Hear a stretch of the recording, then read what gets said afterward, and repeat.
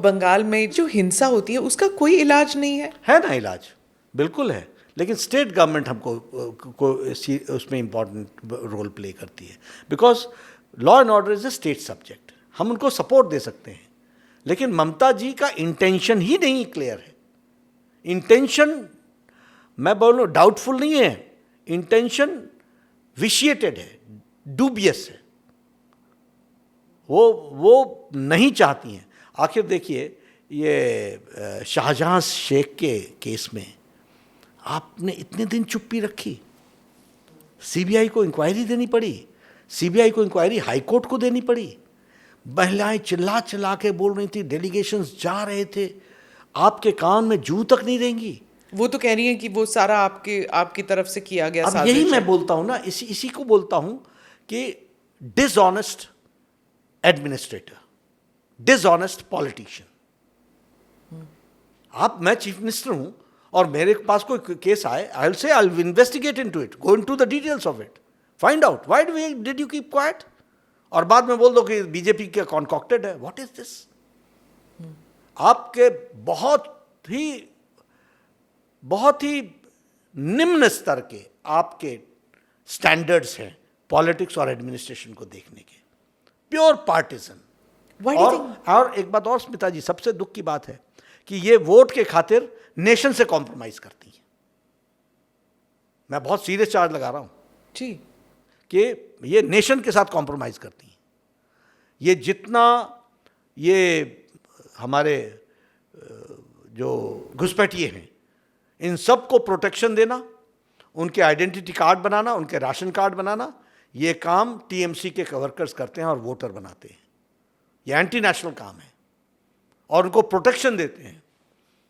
तो for the sake of chair they are ready to compromise with the state, they are ready to compromise with nation.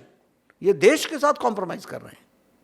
वो कहती हैं कि अगर आप इलेक्शन वहाँ जीत जाते हैं और अगर नेशनल इलेक्शन भी जीत जाते हैं, इसके बाद अब कोई इलेक्शन नहीं होंगे। This is what she is telling everybody.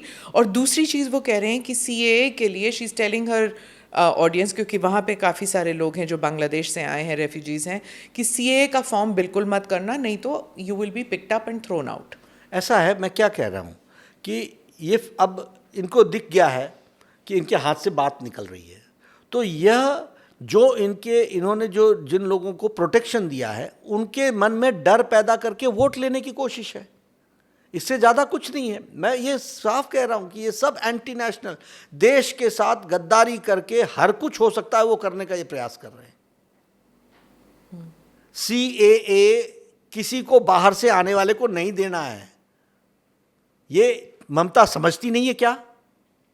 ममता इतनी अनपढ़ है क्या? नहीं, समझदार है, जानती है, लेकिन वहाँ के लोग जो भोले भाले हैं और अनजान हैं उनको गुमराह करने की कोशिश कर रही है। ये लोग तो आ गए हैं, ये तो 20-20 साल से यहाँ रह रहे हैं और ये रिलीजियस परसिक्यूशन के कारण, धार्मिक उत्पीड़न के कारण आए हैं। 23 से हमारी संख्या घट करके 3% हो गई हिंदू पॉपुलेशन।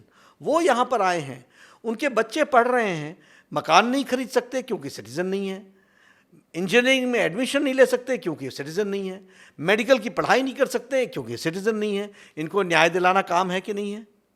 लेकिन तुम्हारा जो लार्जर काम है या लार्जर कंस्टिट्यूएंसी है, जो तुमने सेपरेट करके रख करके उनको मेन स्ट्रीम में आने से रोकती हो, उनको तुम, अब शब्द आएगा माइनॉरिटी, अब माइनॉरिटी बोलूँ या मुस्लिम बोलूँ वही आएगा, उनको तुम अलग रखने के लिए, उनको एड्रेस करने के लिए इस सीएए का एक तरीके से मिस इन्फॉर्मेशन और जिसको बोलेंगे wrong information, anti national activity Mamata ji कर रही हैं। इन योर व्यू, इलेक्शन के बीचों बीच why do you think she said कि मैं अलायंस से बाहर आती हूँ और मैं आउटसाइड सपोर्ट दूंगी अगर इंडिया अलायंस की सरकार बनती है?